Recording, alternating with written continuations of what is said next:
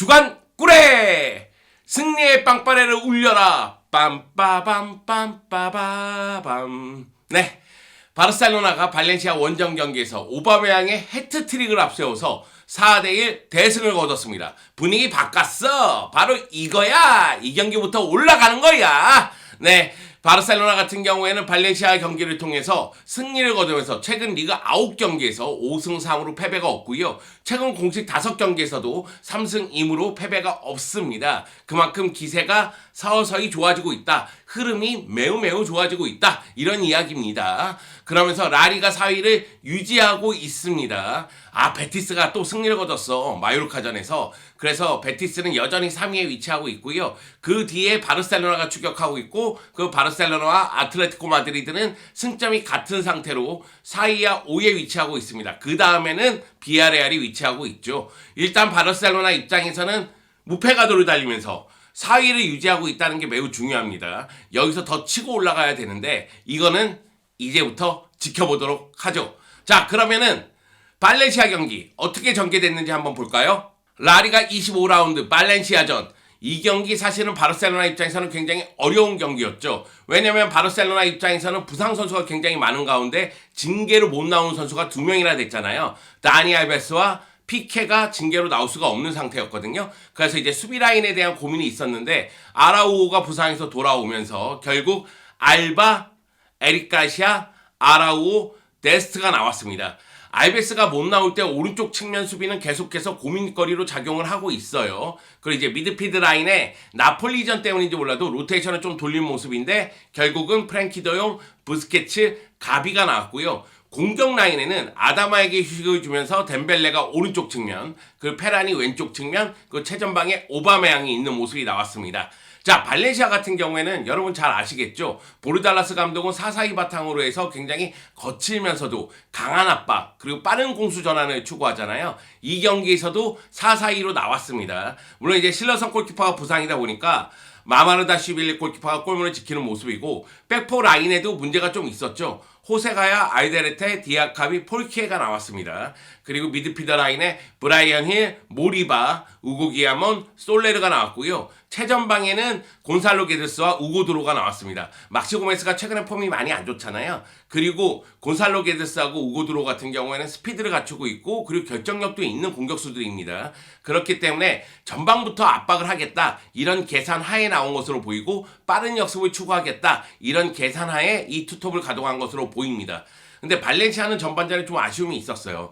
발렌시아의 스타일 자체는 그대로 유지가 되고 있는데 압박을 할 때 이게 과연 팀으로서 압박이 이루어지고 있느냐? 압박은 정말 열심히 하고 있는데 팀으로서 압박이라는 느낌이 좀 덜 들었고 또 한 가지는 왼쪽 라인의 브라이언 힐, 호세가야 정말로 강력했습니다.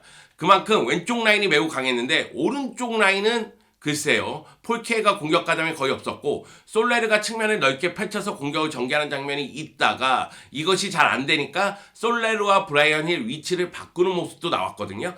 사실은 보르달라스 감독이 생각하는 건 그거예요. 수비 시에는 4-4-2지만 공격 시에는 브라이언 힐이 위로 올라가서 브라이언 힐, 게드스, 우고드로가 공격 쪽에 포진이 되고 그 솔레르가 중앙 쪽으로 들어오면서 공격을 풀면서도 앞쪽으로 전진에 들어가면서 공격수 숫자를 늘리기를 원하는데 그게 전반전에 제대로 되지 않았다. 이렇게 평가할 수가 있겠고요. 반면에 바르셀로나는 전반전에 굉장히 효율성 높은 축구를 보여줍니다. 사실 오바메양의 첫 골이 들어가기 전까지는 약간의 힘겨루기 같은 느낌이 들었었거든요. 근데 오바메양의 첫 골이 들어가면서 바르셀로나가 승기를 잡기 시작했죠. 오바메양의 첫 골 자체가 알바가 한 번에 넘기는 패스에 의해서 오바메양이 자신의 스피드를 살려서 들어갔고 그 가운데 마무리 짓는 모습. 바르셀로나는 미드필더를 거치면서 티키타카의 모습을 보여줘야 된다. 이런 고정관념을 버려! 오바메양이 최전방에 있다면 한 번에 넘기는 패스에 의해서도 골을 만들 수 있다. 이것이 드러나는 장면이었습니다. 전반 23분에 골을 넣으면서 바르셀로나가 승기를 잡았는데 불과 3분 만에 바르셀로나가 실점을 하는 장면이 있죠. 네, 글쎄요. 이 장면을 어떻게 설명해야 될까요? 호세가야가 측면을 파고들어서 크로스를 올렸는데 테오 슈테겐이 막다가 손 맞고 골로 연결이 돼요. 물론 이 장면은 호세가의 오프사이드가 선언이 되면서 골로 인정이 안 됐습니다만 만약에 이렇게 골이 들어간다? 그럼 테오 슈테겐은 비판을 피할 수 없었겠죠. 여하튼 테어슈테겐이 2022년 들어서 그래도 좀 살아나고 있다 이런 느낌을 저는 받았거든요. 그래서 조금 더 테어슈테겐다운 모습을 보여줬으면 좋겠다. 당신은 테어슈테겐이야. 당신은 바르셀로나의 소신이라고. 조금 더 많은 슈팅을 막아주길 바랍니다. 약간 불안해서 하는 얘기예요. 그 장면은 그랬습니다. 자, 그리고 나서 32분에 바르셀로나가 오랜만에 바르셀로나다운 골이 터집니다. 오른쪽 측면에서 중앙 쪽에 있는 알바에게 연결이 되고 알바의 로빙 패스 그리고 덴벨레가 들어가면서 원터치로 크로스 들어가는 프랭키 도용이 원터치로 마무리. 말 그대로 패스 플레이에 의해서 골이 만들어지는 모습이고 프랭키 도용 잠시 후에 얘기를 하겠지만 확실히 프랭키 도용은 메잘라 위치에서 더 잘한다. 이 이야기를 드리고 싶습니다.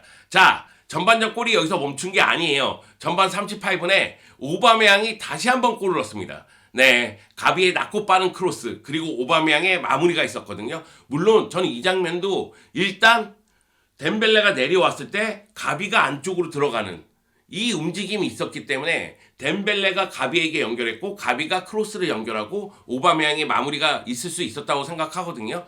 즉 가비의 크로스도 칭찬해야 되겠지만은 가비의 볼이 없을 때 움직임도 칭찬해야 된다. 그 말씀을 드리고 싶습니다. 그러면서 오바메양이 전반전에만 2골을 넣었어요. 물론 발렌시아의 입장에서는 이 경기 골운이 너무 안 따랐어. 전반 41분에 솔레르가 골을 넣긴 했거든요. 근데 그 전 장면에서 네, 사이드라인 벗어났다가 들어와요, 볼이. 그래서 골로 인정이 안 됩니다. 사실 발렌시아가 골운이 따랐다면은 호세가의 골, 솔레르의 골, 그러면 전반전 3대2였어요.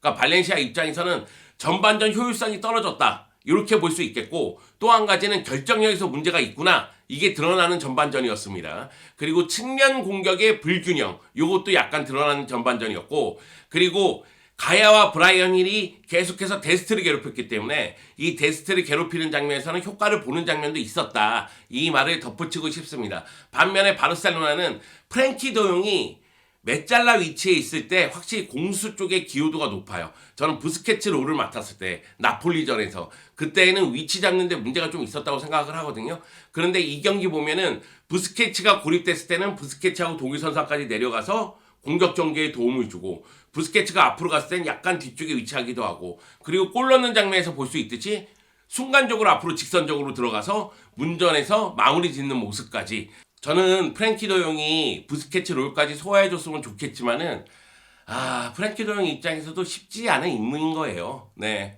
그러다 보니까 이제 부스케츠의 중요성이 다시 한번 대두되고 있는데 언젠가는 그 자리를 메워야 될 거 아니에요.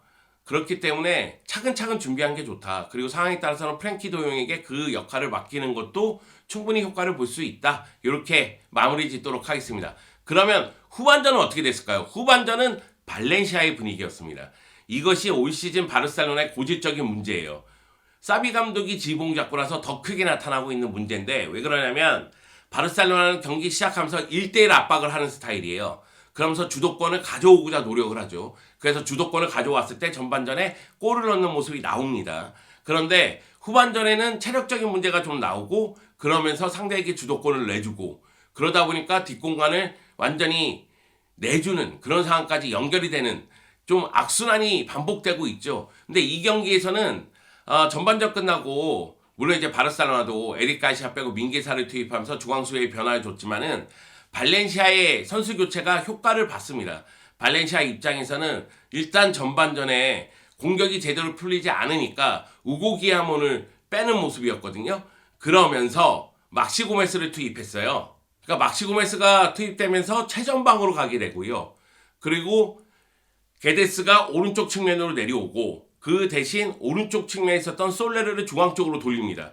그러면서 최전방의 투톱, 좌우 측면의 공격력, 그리고 중앙의 솔레르까지 전체적으로 공격력을 높였어요. 그 대신 수비 쪽의 부담은 조금 더 많이 뛰고 조금 더 거친 플레이를 통해서 바르셀로나의 공격을 차단하자 이 생각으로 나왔고 이거는 효과를 봅니다. 그러면서 52분에 발렌시아가 추격하는 골을 기록해요. 이 경기 내내 뛰어난 돌파와 크로스를 보여준 브라이언 힐이 왼쪽에서 크로스를 올리고요. 솔레르가 중앙 쪽에 들어갔다고 했잖아요. 솔레르가 순간적으로 앞으로 전진하면서 헤더로서 마무리 짓는 모습이 있었는데 저는 이 장면에서 좀 아쉬운 거는 부스케츠하고 프랭키 도용의 위치예요. 왜 그러냐면은 이 선에 있는 미드필더가 공격하다면서 안쪽으로 들어오고 있는데 그럼 따라 들어와서 마크를 해줘야 되는데 그게 제대로 안 됐거든요. 이런 부분에 대해서는 부스케츠, 프랭키 드 용이 생각을 좀 많이 해야 됩니다. 왜냐면은 바르셀로나가 실점하는 장면이 세트피스 실점이 많고요. 역습에 의한 실점이 많은데 이런 상황도 많아요. 이 선에서 들어온 선수에게 아예 공간을 내주면서 뚫리는 장면이요. 그런 측면에서 봤을 때는 좀 아쉬움이 있는 장면이 아닌가 그런 생각이 좀 들었고요. 그러면서 발렌시아가 흐름을 계속 타고 가게 됩니다. 그 가운데에서 페드리가 엄청난 슈팅을 보여주죠. 네, 페드리가 교체 출전했는데 63분에 엄청난 슈팅을 보여주면서 골을 기록합니다. 물론 이 골은 경기 끝나고 나서 오바메양의 골로 수정이 됐어요. 왜냐면 페드리의 이 강력한 슈팅이 오바메양의 등을 스치면서 날아갔거든요. 그래서 오바메양의 골로 인정이 됐고 오바메양은 해트트릭을 기록하게 됩니다. 여하튼 페드리의 이 골이 매우 중요했어요. 왜냐하면 발렌시아의 분위기로 쭉 가는 분위기였는데 페드리의 이 골로 인해서 오바메양의 골이라고 해야 되는구나. 페드리의 슈팅, 오바메양의 골에 의해서 바르셀로나가 후반전 분위기도 쉽게 내주지 않는 상황이 됐고 그 가운데 발렌시아는 결정력 문제가 많이 나왔습니다. 후반전에 테오 슈테겐이 엄청 많이 막아줬어요. 전반전 큰 실수 그것이 좀 아쉽긴 했지만 아직 내리에 남아있지만 후반전에는 엄청나게 좋은 선방을 많이 보여줬고요. 이 경기에서 발렌시아가 유효 슈팅을 6개나 했습니다. 슈팅 7개인데 유효 슈팅이 6개야. 그럼 슈팅 대비 유효 슈팅 숫자가 굉장히 많아. 유효 슈팅만 한다면 바르셀로나보다도 발렌시아가 조금 더 많아요. 바르셀로나는 유효 슈팅 5개인데 그 중에서 4골을 만들어냈으니까 어떻게 본다면 효율성 측면에서는 바르셀로나가 더 위에 있다고 얘기해야 되나? 근데 바르셀로나 같은 경우에는 슈팅 11개, 유효 슈팅 5개, 4골이거든요. 근데 발렌시아 같은 경우에는 슈팅 7개, 6개의 유효 슈팅, 그리고 1골입니다. 결정력 문제가 좀 있었다는 거죠. 테오 슈테겐이 많이 막아주긴 했지만 특히 우고 드로 선수가 결정적인 기회를 후반전에 한 2-3차례 정도 날려요. 그리고 그것을 테오 슈테겐이 막아냅니다. 그렇기 때문에 발렌시아가 더 이상 골을 넣지 못하게 되고 바르셀로나 입장에서도 뭐 니코도 투입하고 아다마도 투입하고 루크도용도 투입하면서 계속해서 변화를 주고 특히 아다마하고 루크도용을 투입한다는 것은 끝까지 공격하겠다. 그 의지를 보여준 것이거든요. 그런 측면에서 봤을 때는 사비 에르난데스 감독도 후반전 경기력에 대해서는 생각을 굉장히 많이 하고 있구나 이런 생각이 들었습니다. 개인적으로 88분에 민기사 볼처리 있잖아요. 앞쪽에서 디아카비가 알바에게 태클을 했고 알바가 쓰러졌어. 그래서 민게사가 볼을 소유하고 있다가 사이드라인으로 벗어나게 한다는 것이 볼을 너무 약하게 차서 상대가 그 볼을 잡고 공격을 전개하거든요. 그 다음에 신경전이 좀 있었어요. 저는 민게사가 정말 어처구니 없는 볼 처리를 보여줬다고 생각합니다. 그런 상황에서 정말 바깥으로 걷어내려면 확실하게 걷어내던가 아니면 그냥 플레이를 하던가 이도저도 아닌 상대에게 빌미를 제공했다고 생각하거든요. 물론 이제 발렌시아를 비판해야 되는 부분도 있어요. 왜냐면은 누가 봐도 민게사가 알바가 쓰러져 있기 때문에 걷어내려는 동작이었거든요. 근데 그것을 잡아서 다시 공격을 펼쳤으니까 그만큼 발렌시아가 간절하지 않았나 이런 생각까지 들었습니다. 여하튼 민게사의 그 볼처리 내가 이래서 민게사를 좋아하지 않아. 갑자기 고백 타임을 가져서 죄송한데요. 나는 너를 좋아하지 않아. 민게사야. 근데 민게사 네가 하는 역할이 굉장히 많다는 것도 인정을 해요. 왜냐면 중앙 쪽 역할도 할 수 있고 측면 쪽 역할, 특히 좌우 다 볼 수가 있는 상황이잖아요. 그렇긴 한데 조금 더 집중력을 갖고 조금 더 전투적인 모습을 보여주길 원합니다. 민게사 알겠지? 그게 나의 마음이다. 자, 그러면은 감독들의 인터뷰로 넘어갈게요. 사비 감독은 제가 얘기한 부분을 거의 다 얘기했어요. 그러니까 발렌시아전 같은 경우에는 나폴리전처럼 경기력이 월등히 뛰어나지 않았지만은 훨씬 더 효율적이었다. 그리고 전반전은 정말 훌륭했다. 전반전에만 3골을 넣었으니까 전반전은 매우 훌륭했지만 후반전 수비 쪽에서의 집중력 이게 좀 아쉽다. 그러니까 수비 쪽에서 더 잘해야 된다. 지금 거의 매경기 실점을 하고 있는 상태이기 때문에 실점이 너무 많은 것도 맞습니다. 그래서 수비 쪽에 대한 불안감이 여전히 존재하고 있다는 사실을 간접적으로 인정을 했습니다. 자, 그리고 페드리에 대해서는 극찬을 했죠. 사비 감독이 인터뷰할 당시만 하더라도 그 오바메양의 골은 페드리 골로 알고 있었어요. 그래서 페드리에 대해서 이런저런 이야기를 하는데 일단 그 나이대에서는 독보적인 존재라는 뉘앙스로 이야기를 했습니다. 페드리 같은 재능을 갖춘 선수를 본 적이 없다. 이 선수는 19세의 선수다. 그러면서 너무 놀라웠다. 뭐 이런 식으로 얘기를 했고, 슈팅을 주문했는데 그 슈팅을 보여줘서 너무 놀랬다. 뭐 이런 식의 인터뷰를 했습니다. 페드리 짱짱짱. 네. 자, 그러면은 패장 보르달라스 감독은 뭐라고 했을까요? 보르달라스 감독도 저희가 한 내용 그대로 이제 얘기를 했습니다.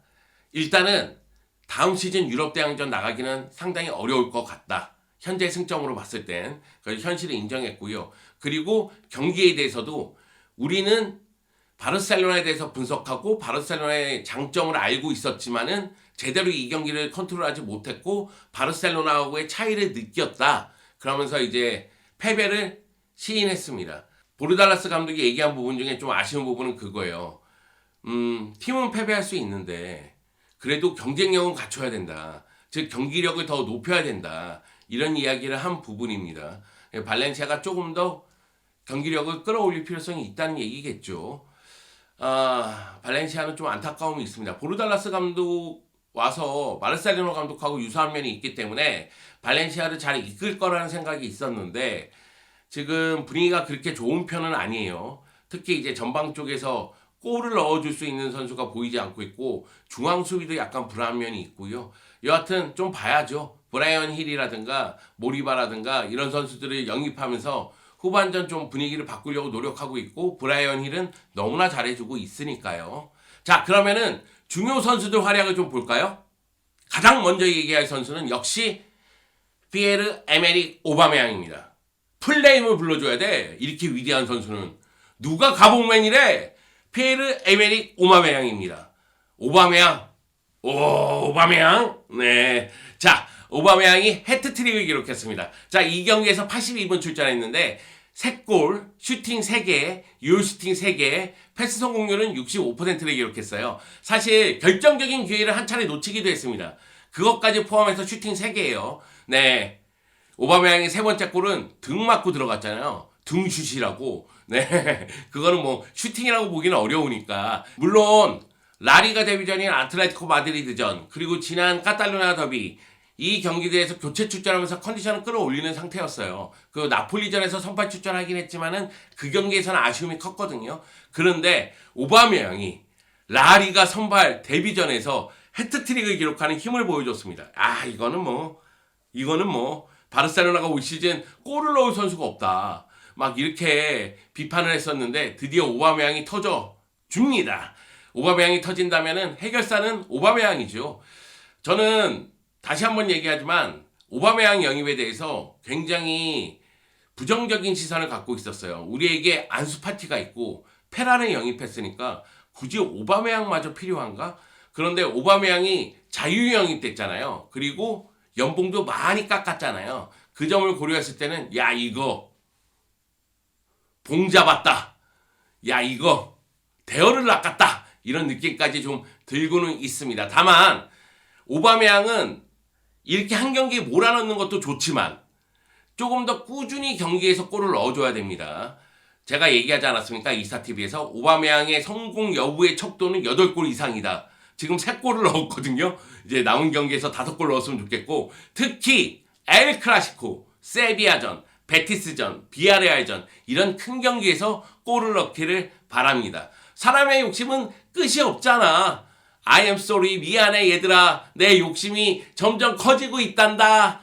다음 얘기할 선수는 우스망 덴벨레예요. 우스망 덴벨레는 발렌시아전에서 71분 출전했고 도움 하나, 기회 창출 3번, 그리고 슈팅은 없었습니다. 그리고 패스 성공률이 91%나 됐습니다. 자, 1월 이적 시장에서 우스망 덴벨레가 남게 됐잖아요. 어찌됐든. 그래서 팬들의 마음이나 저의 마음도 마찬가지로 우스망 덴벨레 잔여 기간 동안 쓰지 말자. 우리에겐 아다마가 있잖아. 대아다마님이 계시잖아. 그런데 사비 감독은 우스망 덴벨레를 쓰기 시작을 했죠. 카탈루냐 더비에서 교체 출전시켰고 유로파리그 나폴리전에도 교체 출전시키더니만 이 경기에서는 선발 출전시켰습니다. 아마도 아다마 트라우레를 나폴리전에 선발 출전시키기 위해서 휴식을 좀 준 것이 아닌가 이런 생각이 드는데 여하튼 덴벨레를 선발 출전시켰고 덴벨레가 공격을 전개하는 기점 역할도 해주고 그리고 도움도 기록을 했으니까 덴벨레는 제 역할을 했다고 봐야 되겠죠. 믿긴 해. 믿긴 한데 그래도 지금은 우리가 너무 급해. 그렇기 때문에 덴벨레를 활용할 수밖에 없고 덴벨레야 우리가 급해서 너를 쓰고 있는데 네가 우리에게 좀 제대로 된 활약을 보여줘. 그러면은 너 떠날 때 아름답게 떠날 수 있다. 너 떠날 때 박수 쳐줄 수도 있어. 그렇기 때문에 남은 경기에서 최선을 다해주기를 바랍니다. 자, 그러면 마지막으로 얘기할 선수는 프랭키 더용이에요. 제가 이 얘기를 여러 번 하고 있는데 이거는 바르셀로나 팬들 시선이 약간 변했을 수도 있을 것 같아서 말씀을 드리는 거예요. 부스케츠 자리에 나폴리전에 프랭키 더용이 나왔잖아요. 그래서 제대로 활약을 못했잖아요. 이 경기에서는 부스케츠 옆쪽에 왼쪽 메잘라로 나왔습니다. 그러니까 피보테의 자리가 아니라 메잘라 위치로 나왔고 메잘라 위치에서 고군분투해줬고 한 골도 넣었습니다.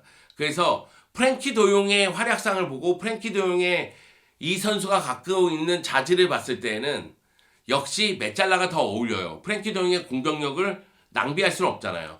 그렇다 할지라도 바르셀로나의 상황을 봤을 때는 프랭키 도용이 종종 부스케츠 자리에서 뛰어야 됩니다. 그리고 부스케츠 자리에 익숙해질 필요성도 있습니다. 만약에 다음 여름에 부스케츠 자리에 뛸 수 있는 선수를 영입하지 못한다? 그럼 그 자리는 결국은 부스케츠는 나이가 더 들었기 때문에 출전 시간은 줄어들게 되고 그 나머지 출전 시간을 프랭키 도용이 책임질 가능성이 커요. 어차피 프랭키 도용은 그 자리에 테스트를 계속해야 됩니다. 그 점을 봤을 때는 야 프랭키 도용이 메잘라 위치에서 잘하는데 굳이 저 자리에 써야 돼? 이렇게 얘기하시는 분도 있지만 저도 그 말에 동의를 100% 하지만 지금 바르셀로나의 상황을 봤을 때는 프랭키 도용이 피보테 위치에서도 조금 더 많이 뛰었으면 좋겠다. 그런 생각이 들었습니다. 물론 역시 메잘라 위치에서 프랭키 도용의 공격력은 대단합니다. 네, 이것으로 주간꾸레를 마칠 생각인데 한 선수만 더 언급할게요. 페란 토레스. 쪼이지 마. 쪼이지 마라 페란 토레스. 나폴리전 그럴 수 있어. 그런데 발렌시아전은 그러면 안 돼. 물론 네가 발렌시아에 떠나올 때 여러 가지 사건 사고가 있었기 때문에 야유가 계속 들리는 건 알아. 그리고 네가 나폴리전에서 잘 못했기 때문에 심리적으로 위축된 것도 알아. 하지만은 쪼이지 마. 너 지난 겨울에 엄청 비싸게 주고 데리고 온 애야. 쪼이지 마. 너는 이거보다 더 잘할 수 있어. 나는 너를 믿는다. I trust you. I believe you. 페란, 오케이? 네. 자, 페란 토레스가 조금 더 분발해 주기를 바라겠습니다. 페란 토레스가 잘한다면 1월 이적 시장에서 영입한 알베스, 아다마, 오바메양, 페란 토레스 모두 성공할 수가 있거든요. 그래서 페란 토레스가 잘하기를 바라봅니다. 기원합니다. 응원합니다. 기도합니다. 잘해라!